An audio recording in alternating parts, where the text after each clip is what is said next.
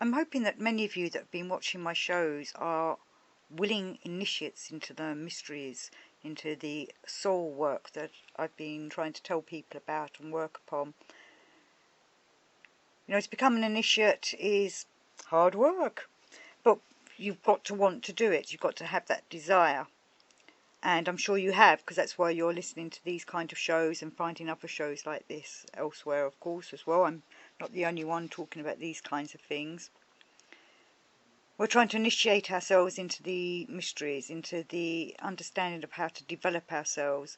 You know, in olden days we'd have been hopefully taken into mystery schools, but at the moment the mystery schools either have their doors closed or are not running, or I don't know, I feel like because we're in the age of Aquarius, or coming into the age of Aquarius, this is the time for the individual to do it. But we have teachers there before us, as I've said in other shows. And I've been reading Rudolf Steiner's collection of lectures that were given in 1912, and they're in a book called Initiation, Eternity and the Passing Moment. And I found these lectures to be quite relevant, and I wanted to do a few little quotes and discuss them. So in this second lecture of that book, Rudolf Steiner writes, "The light of the spirit. In all the anthroposophical studies we have pursued over the years, we have recognized that the striving after spirit light has the fundamental aim of leading the human being out of the darkness of life." End quote. Now he's talking about from the anthroposophical studies, but this I'm seeing in all spiritual, soulful studies, is the pursuit of lifting our spirit out of the darkness and into the light. Steiner continues, "Once more we feel how in Faust, the book by Goethe, one of the greatest poems in human evolution, a poet, wishing to portray a great and all-embracing soul, cannot but make it come forth out of the darkness of life. What is it that entangles Faust at the beginning of the poem? What envelops him? It is the darkness of life." How often have we had to emphasize that so great is the force and power of this darkness over the human being, that the spirit light, finding him immature, may so work upon him as to dazzle and stun him, and not to illuminate him. I'm just going to end the quote there. Faust is a fantastic play to watch, read, listen to, all about how, you know, this guy Faust calls forth a demon to give him all his wishes, though really the demon comes to him and offers him the wishes. But we don't want to go down that route, that's left-hand path, dark path. We want to be able to do this ourselves. We don't want a demon to show us the way, or a demon to give us our wishes, because that's selling our soul to the devil, and that's what we don't want to do. But those of us that have been working on this kind of work, pulling ourselves out of the darkness, and we've all been in the darkness, and we sometimes find when we're growing up that life does seem very dark because we're learning in it, and we're being caught up in the secular materialistic ways and the robotic patterns that I've talked about in other shows. We're trying to bring ourselves out of the darkness, and as he says here, sometimes it does dazzle and stun you when you first get into this, because you're like so blown away as to what this alternative way of living is. You just want to soak it all in, and we do want to soak in the light. But if we're not ready for it, as he's saying here, finding him immature may so work upon him as to dazzle and stun him, and not to illuminate him. And this is the whole point of doing all the various exercises that have been offered by these mystics like Steiner, Gurdjieff and such like. Because we're preparing our body, we're preparing ourselves, we're making ourselves ready to take in the light. And I was talking in an earlier show about making a space. So we have to take away all the darkness from ourselves, well, work on it so that it doesn't affect us, and instead the light comes through, or there's room for the light to fill us. But Steiner goes on to say, so that the question may not only be, what is the way to the light of the spirit, where can it be found, but rather and above all, how must the human being tread the path of the soul that is able to lead him in the right way to the spirit light. These are only the guiding lines that should occupy us in these lectures, the lectures he's about to give.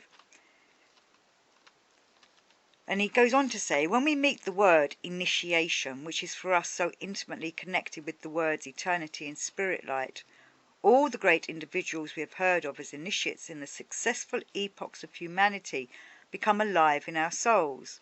I'm going to end the quote there. And I find that very true. When you start wanting to follow this kind of work and develop your soul and your spirit, and then you start reading, maybe the Gospels again if you're a Christian, or if you're a Buddha, you start reading the Buddhist tracts, or if you're a Muslim, you would look at the Quran. You start seeing it in a different way, and you start seeing the deeper esoteric meanings that help you develop your soul. So I shall continue with Steiner. With them our souls call to life also the several epochs themselves, how they run their courses, how people lived in them, and how the light streamed into humanity from both initiates and initiation temples in order to make possible what the impulses, the essential driving forces of human evolution have become in all ages. End quote. And I wanted to say, obviously, over time, the different epochs have come and gone. We had the Piscean age before the Aquarian age, and the Piscean age was full of the teachers that came to teach us, Christ, Buddha, Zarathustra, Muhammad, and such like. There were so many, and we've now got their teachings to learn from. And whatever was before the age of Pisces, which would have been the age of, so if we're going to, would have been the age of Aries, well, that would have been the Aryan way of looking at things. And some of you might have noticed that the old Egyptians had sphinxes with ram's heads. There's other statues in other countries from that time, that period, with ram significance to it. So it would have been whatever was going on in the Aries era. So I started saying about that without really thinking it through.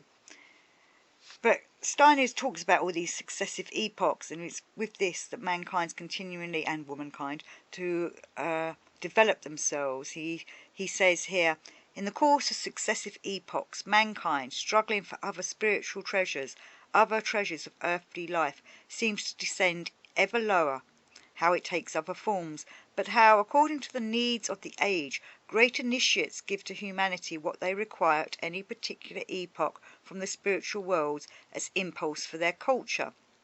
Then before our vision arises the Zarathustra culture that, when seen in its true light, differs entirely from that of the holy rishis. And this is when he was discussing the different epochs, with the Indian side, and the rishis were giving the people one type of teaching. When Zarathustrian culture was around, it was a different type of teaching. The Egyptian Chaldean era and the Greco-Roman would be given other different teachings that would fit in that age. So trying to look at today's age, the epoch we're living in now, we've got to develop everything that we can learn from the past for ourselves to go forward now. So that means not just developing our physical body and our mental mind and our emotions, but also our etheric and astral bodies, the bodies that we can be aware of once we've started doing these exercises. Like with Gurdjieff teaching you how to develop your light body, how to develop your rainbow body. It's also in other schools. We're developing them bodies so that we can see into the other worlds, so that we can see and speak to the other entities that are out there, and to make them connections with, hopefully, our higher selves. Steiner says, one who can see worlds without using the organs of his physical body can be given, well, he's talking about as a definition of being an initiate. Those great initiates who in the course of successive ages gave mankind the important cultural impulses had attained independence of the sensory body in the highest measure, and the use of another of quite a different character. And I know it is quite hard work having to study all about the different bodies, but it is worthwhile in the end, because you can learn so much about what we really are. We're not just this flesh and blood body. There's more to us, and I'm sure many of you have studied or felt your astral body, or of being aware that there's something else around you or in you. Steiner goes on to say, anyone making his first steps towards initiation realizes this at first in such a way that he feels within this body and experiences it just as, on another level, he feels what lives in his blood or nervous system, or in what arises from his muscular system. Such an inner feeling and experience is present, and it can exist also for the etheric body. It is then particularly useful for a student in the first stages of initiation to get to know the difference, or one may say the relationship, between the realization of himself, the experience of himself, on the one hand in his physical body, and on the other in his etheric body. The human being experiences himself in the etheric body in the same way as one is conscious of the blood or the beating of one's heart and pulse in the physical body. Now, those that don't do this kind of work, sleepy people, those that are asleep, they're not aware of these other bodies and are probably, they're just not interested in that kind of thing. They're not living in that kind of world of wanting to develop themselves. They're just living in the physical body in the now, and just living in I would say, it's like a one-way street where we're doing this work so that we know the roads that go everywhere, and all roads lead to Rome in the end, but we're developing ourselves so that we can, at the ends of different roads we find different places to go. And Steiner says, now in the various epochs of humanity there must stream into the course of evolution as impulse all that can be given through living oneself into the spiritual world. And I think that's what I was trying to say there. If you go down different roads, you discover the different impulses. And as I said in other shows, the divine impulse is always streaming down to us, but we can't hear it unless we reach up, and that's all part of doing spiritual development. But to do this kind of work, we must also be impartial, and that's something Gurdjieff talks about an awful lot, being impartial.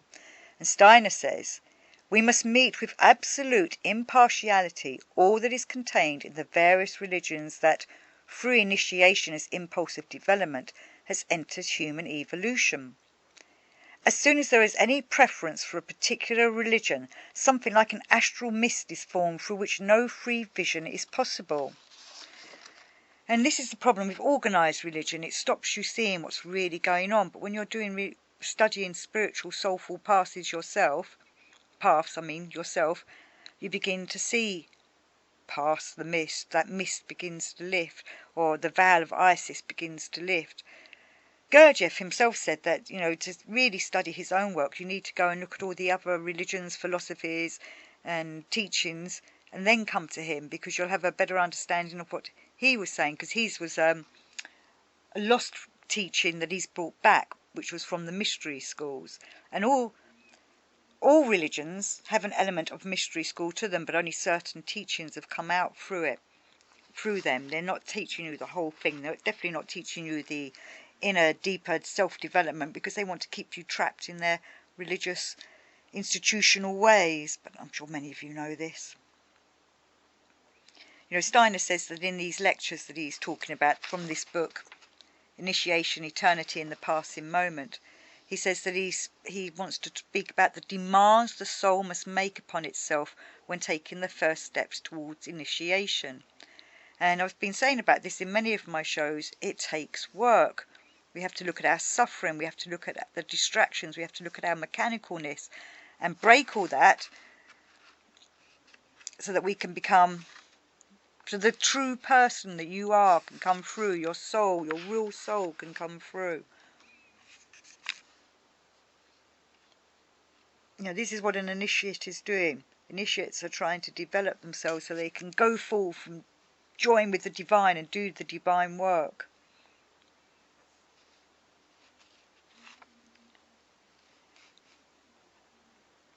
I'm just going to finish with a last quote from Steiner. So this is the end of one of the lectures. This is lecture 2 from Initiation, Eternity and the Passing Moment I've been looking at.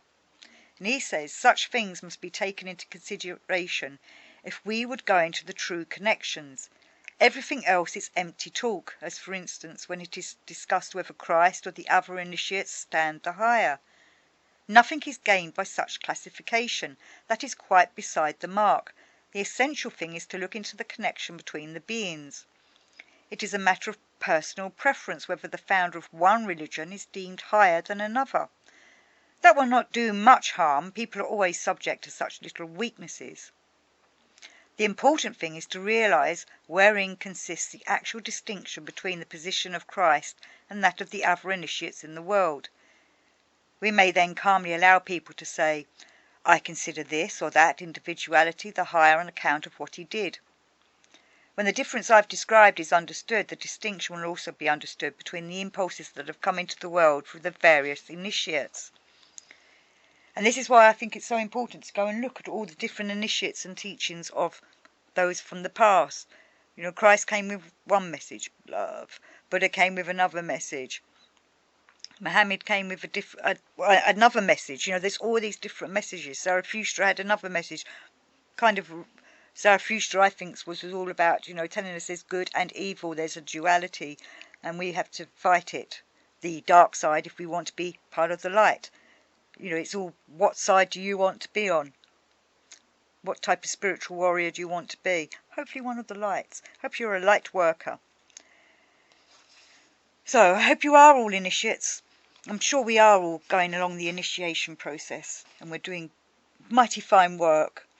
So thank you for listening, and until next time, peace, love, and all that to you and your families and everybody else that wants to be a light worker.